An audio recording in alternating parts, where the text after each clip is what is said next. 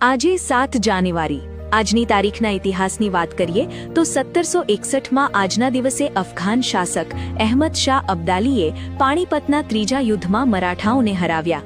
7 જાન્યુઆરી 2003માં જાપાને વિકાસ કાર્યમાં મદદ કરવા માટે ભારતને $90 કરોડની મદદની જાહેરાત કરી હતી।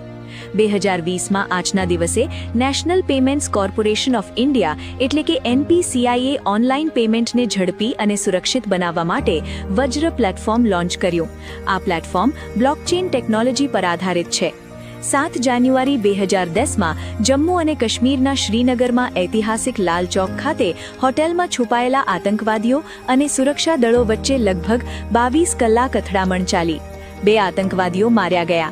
આ સિવાય આજે ગાંધીજીના સમર્થક અને બજાજ ગ્રુપના સ્થાપક જમનાલાલ બજાજના પત્ની જાનકી દેવી બજાજની જન્મજયંતિ છે। તેમણે સુખ સમૃદ્ધિ અને વૈભવી જીવનનો ત્યાગ કરીને સાદગી અપનાવી હતી। ઉપરાંત આજના દિવસે હિન્દી ફિલ્મોના કલાકારો બિપાશા